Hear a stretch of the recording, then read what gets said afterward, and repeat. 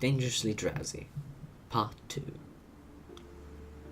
A light grey, heavily patched-up cloak, adorned with intricate stitching of a rose crossed with a dagger, with an eye crying a solitary silver tear beneath, draped his plain brown robes.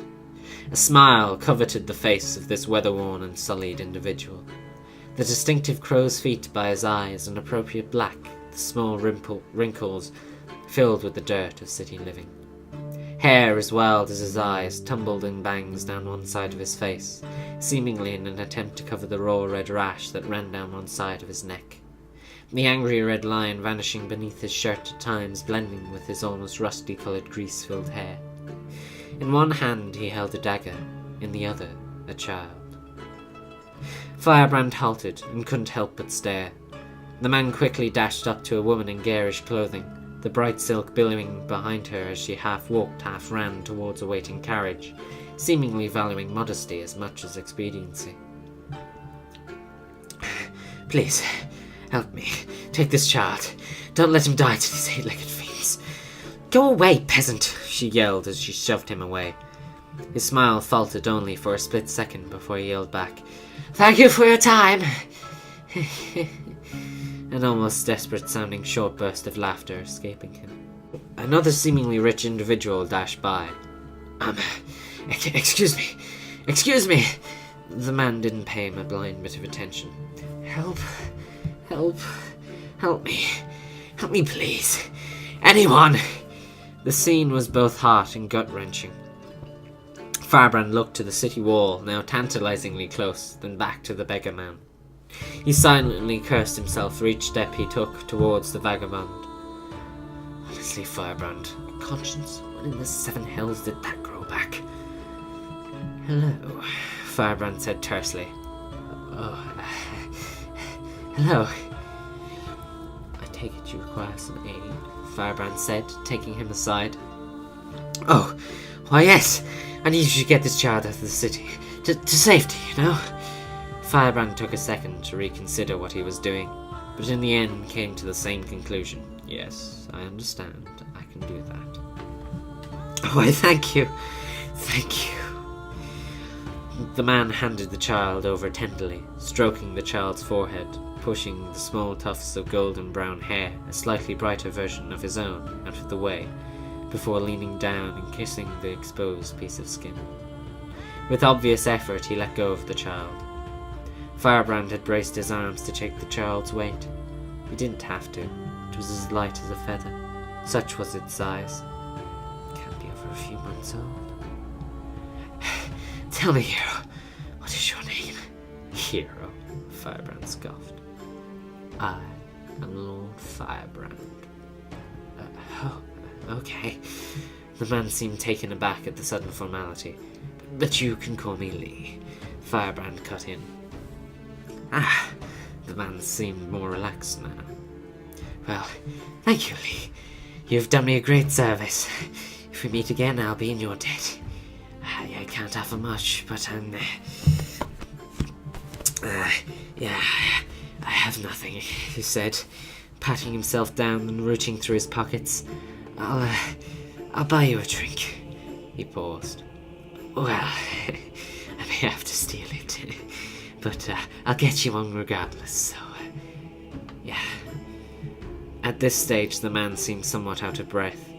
He looked down at the floor and nodded once, sharply, as if to reassure himself, before meeting Firebrand's gaze and raising one hand in farewell, the other absent-mindedly thumbing the knife and fumbling for a suitable pocket to shove it in. Once that was done, he took one last look at his son, then turned on his heel and strode away down the shaded and equally shady-looking alleyway. Firebrand set off for the wall again, his only thoughts, "I have to get out, now, and what have I done?"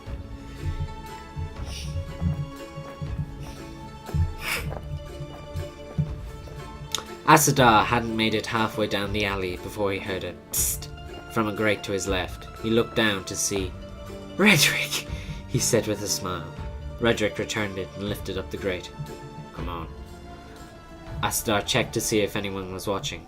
Satisfied, he crouched down and swung his legs in through the opening, shortly followed by the rest of his body. "Why, hello. another that needs to be healed. One of our own this time. Oh, I see. Well, Asadar laughed nervously. I'll do my best, as always. I'm sure you will. Now, enough of this. He waved his hand about randomly. Pointless chatter. Follow me. Asadar did just that, his feet making only the slightest of noise as he padded along the now familiar Thieves' Road. Right, left, then right again. After that he lost track, just following Redrick blindly. He still knew where he was, but only roughly. They were now heading to the parts more frequented by the serious criminals, rather than a petty thief travelling from place to place. His dagger was in his hand, he noticed. He didn't remember taking it out again. Just habit, I suppose. He did a brief inventory of what he had in his pockets whilst he was walking. It was probably another spider bite, or perhaps a stray arrow. The drow themselves, last time he'd checked, hadn't breached the walls yet. He made note of where the necessary herbs were, and the quantity of each that he had. He found he had a lot of salve and plenty of antivenom, but would it be enough for all the injuries that were bound to occur? He wasn't sure. It was via this thought that his mind returned to the child he'd just given away. It wasn't his, but the man who'd taken him probably thought it was. The child, in fact, belonged to Lisa, a girl from the Baskets, a particularly poor area of town where most people sold what they could to survive. The most common good on sale was baskets, hence the name. She'd recently fell and broken her leg. The father being long gone and an army on their doorstep, she'd begged him to get her son, Fionn, out of the city safely. Asadar couldn't go himself. After all, he was a healer. He'd be needed more than ever during and after the conflict. His first thought was to go to the smugglers. They were all busy, however. Besides, Asadar didn't trust them to take good care of a child. They were known for being rough, after all. He decided that giving him up to someone with coin would be the best way to guarantee his safety. In the end, he'd given it to a random man leaving the city. He seemed rich enough. He called himself Lord too, so that tended to mean money. I have to check up on Lisa again. She can't run away, not on a broken leg at least. She'd need my help escaping. Why did the father have to go and leave? It wasn't fair. Asadar didn't ask pressing questions of those he helped, but he expected the child thought he was their father. After all, Asadar had a suspicion that the child had seen more of him than his real dad. He wondered what Fionn would think when he was all grown up, living with a stranger of no relation to him. Asadar didn't know, of course, but he did have a fair idea. He knew that feeling far too well. The rash on his neck was not a rash, rather a burn. He'd received it last time he'd been given a beating, with a torch. It was all he had left to remember his father by, and he never could bring himself to heal it. A low moan found its way to Asadar's ears, the latest victim of the eight-legged fiends, no doubt. A small spider skittered across the floor in front of him. Why do your big brothers do what they do? He thought at it. Before it even got the chance to reply, Redrick crushed it with a heavy, anger-filled stamp. He then proceeded to grind the creature's guts into the ground with the heel of his boot. Bloody bastard, Redrick muttered. Perhaps that's why, Asadar mused. As he rounded the corner, his next patient became clear. A large gash ran from breast to buttocks. Guts hung out, one deciding it wished to be a blood fountain. Good lord, that's a bad one. Asadar approached and knelt down beside the poor, writhing man. He grabbed his jaw, steadying him for a split second. His eyes were clear, not clouded over. Not venom, at least. He let go of his jaw. Stay still. The man did. Who are you? A healer. Prove it, the man said, drawing a dagger and pointing it in Asadar's direction. Asadar sighed. I see, I feel, then I hurt, or I heal. He paused. Now, let me see. The rogue lowered his dagger. Asadar reached out and touched the man's temple. He closed his eyes and focused. The man's emotions briefly became clear. He saw all the man had felt in the entirety of his life. The most prevalent feeling this man had had was fear. Poor soul. Asadar felt the emotion flood through him, and he was briefly terrified. But he overcame it, clearing his mind using a meditative technique. He then left the trance, opening his eyes and pulling out his magic salve. He unstoppered the container and got a decent blob of it on his fingers before rubbing it into the man's wound. He then stoppered it and put it away again. Given time, the salve would heal the wound by itself, but Asadar could speed it up with his own magic. This was the course of action he took. The more perceptive of folks would notice the symbol on his cloak take on a slightly golden glow as he used a small amount of divine energy. Asadar felt warmth flow down his arm before leaving into the other man via his fingers. Instantly the wound started to stitch itself together. There you go, Asadar concluded with a smile. Thank you. You're more than welcome. If you don't mind, I better be on my way. With that, Asadar turned on his heels and strode off down the passageway towards the general direction of the baskets. Firebrand focused on nothing. He focused on the things that cannot be perceived. As he did so, his consciousness left his body, having no real body left to belong to. Magic coursed through his slowly fading veins as he became one with that nothingness. He focused not on shadow exactly, more so on what is not seen because of shadow. This gave him back the faintest of outlines. His conscience, now having something to grasp onto once again, did so greedily. Once again, with a centre from which to work, Firebrand let himself fade ever further into the ether. It welcomed him into its total and complete oblivion. The ether itself was described by the living to be an endless blackness, the last sight before death. By the undead it was described as an endless whiteness, welcoming yet foul. To Firebrand, the ether took on a neutral grey, like an unending cloud of fog. As the fog began to grow darker, Firebrand focused on that which can only be sensed by magic, so as to not let his form fade away entirely. It was then that Firebrand opened not his eyes, for they were now non-existent, rather his mind to his surroundings, and saw all in perfect clarity. Firebrand, after reaching the outer wall, had managed to find a somewhat secluded place where he could perform such magic without being seen.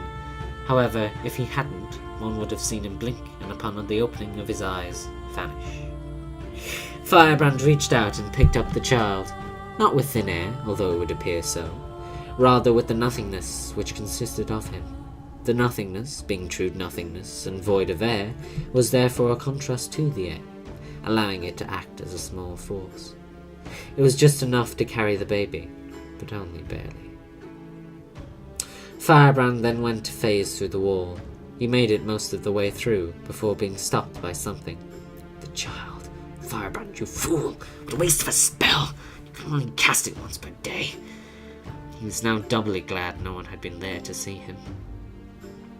The child, after being bashed into a wall, began to cry. Darn it! Shh! He spoke the final sound directly into the child's mind. It quietened instantly. Firebrand, of course, had tried such things on other individuals. It was merely a way of talking to them in his phantom form. It seemed that the child's mind was not yet developed enough to resist commands. Interesting. With that, Firebrand began to rise, painstakingly slowly. The child got almost imperceptibly easier to carry the higher up he went as the air thinned slightly, from both altitude and Firebrand impatiently making it so with magic. As the child crested the top of the wall, a guard atop it stopped abruptly mid-run as he watched a baby float up and over the parapets, glide across the walkway, float up and over the opposing parapet, before plummeting down towards the ground on the other side. Seeing the sudden change in speed, the guard yelped and said something unintelligible before looking about frantically, no doubt for a means of rescuing the now falling child. However, it was all unnecessary, as when they neared the ground, Firebrand slowed their descent. The guard turned back, aghast and pale, to see the baby float away to safety. The fuck? Was all Firebrand heard behind him. Firebrand went to chuckle. But since his mouth, like his eyes, was now non-existent, all he heard was a low rumble of laughter reverberating within his own mind. End of part 2. So yeah, guys, that was that. I'm not entirely sure what the hell happened with the thing suddenly just whoosh to the side. I didn't actually touch it. I just scrolled down and then left it, and then it suddenly just went poof. And I don't know why, and it had something to do with Safari by the seams of things. But I don't have a clue what the hell it was. But yeah, that happened. So sorry about that. I could have done much about it because it was just a random occurrence. But anyway. If you guys did enjoy, please do like, comment, and subscribe. And next time we'll be seeing the Drow Seeker in action, along with the Commander, and yeah, some more of the story from these guys, Asadar and Firebrand. So yeah, I have a lot more left to write. I'm not sure I'll even be able to finish it in part 3. It's turning into a bit of a novella, if I'm being honest, but hey, it's a good story, so I hope you guys enjoy it as much as I do, because I'm really enjoying writing this. So yeah, you can be expecting a third part at some stage. Yeah, video with that slight interruption has ended up 23 minutes long instead of 19 like the test video. But anyway, yeah. So. As I've said a couple times now, if you guys did enjoy, please do like, comment, and subscribe, and I'll see you guys next time. Goodbye.